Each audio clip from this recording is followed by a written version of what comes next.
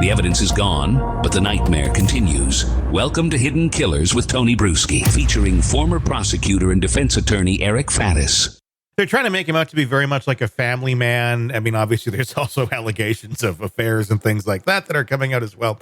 And they're trying to just make it like he's just this normal guy.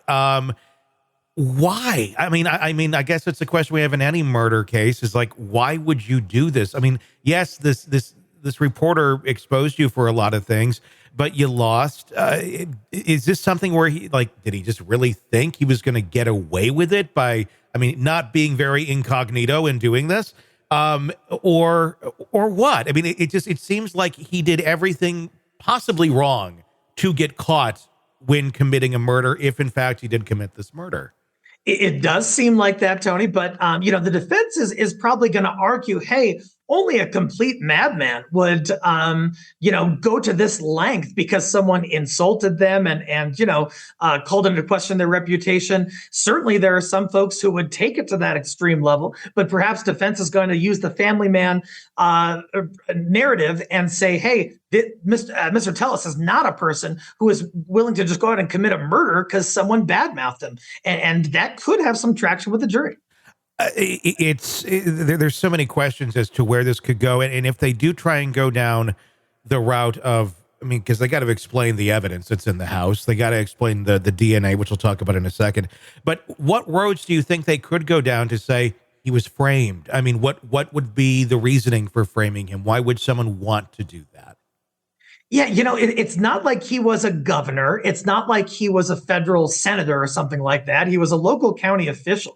And so is there really someone out there who would try to frame this guy for murder and then I guess also kill an innocent person in the process? That seems pretty far-fetched. And that's going to be a hard sell for the jury, especially if defense has not identified a possible alternative suspect who could have done this. Yeah, there's a lot. The DNA underneath the fingernails, that's a big one. Have you ever seen a case where DNA was planted under someone's fingernails and that's what the answer was? It's planted DNA. I mean, this seems like one of those where you got it under your fingernails. You had something to do with the murder.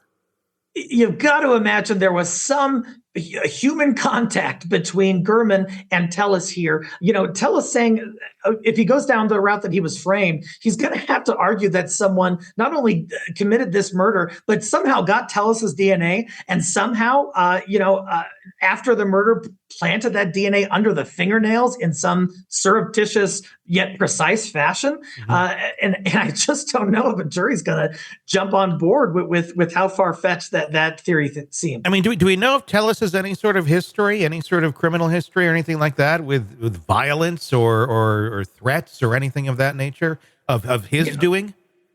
My understanding is that he was a polarizing figure, especially in his capacity as a public official. Certainly there were some feathers ruffled and probably verbal altercations, that kind of thing. I'm not personally aware of any history of violence, and that could go in Tellis's favor if there is no such history. With all that being said, just the polarizing part of him, how do you think he's coming across in court right now? I've been watching his reactions to several things. He's putting on very much the puzzled look, it seems, when pieces of evidence come up, like very confused. I don't think he's overdoing it. I don't think he's underdoing it. I kind of feel like it seems kind of authentic, but obviously perception is a very big thing when it comes to the jury, and they're going to watch him. How is he reacting to things? What's your take on that so far?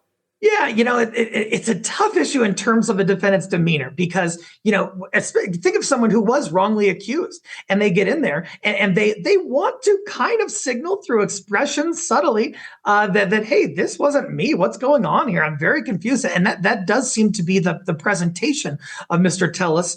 But on the other hand, if a person was rightly accused and they're trying to get out of it, they could put on an act that is sometimes landed on too thick. And the jury is going to be watching every move of Mr. Tellis during this trial. There are some allegations that there was some investigative bias going on here as well. One of the investigators, actually someone that Tellis had some interactions with in a negative way previously while he was working in his position, for the city. It kind of in some ways reminds me of Karen Reed a little bit. I know last night on Closing Arguments with Vinny, he was joking that maybe it's Proctor's cousin from Karen Reed or something like that. It's all in the family. What's your take on that? I mean, sometimes you do have cases like that where, look, the evidence is pretty damning. But if you have those investigative issues here after the fact, that can set someone free who maybe otherwise shouldn't be. I think the Karen Reed case is a great example of something like that. And, in this case where you do have damning evidence, the defense side has to not make it about that. They got to make it about something else. Mm-hmm. And so they've got to really show the jury what this bias looked like, how it could have played out, and try to get the jury to focus on that sort of side piece instead of things like the smoking gun of DNA. It's a lot to watch in this one. It'll be very fascinating to see where it all ends up. All right, true crime addicts, let's cut the crap. You're knee-deep in the gory details of your favorite podcast when suddenly a commercial hits like a bad meal. Seriously? You deserve better. Upgrade to True Crime Today Premium Plus on Apple Podcasts, where you can binge without those annoying ads. Plus, get extended interviews that go deeper into the darkness and early access to episodes so you can be the first to know. It's like trading up from fast food to fine dining, but with more blood. So, go ahead. Search for True Crime Today Premium Plus on Apple Podcasts. Subscribe and feast on the good stuff.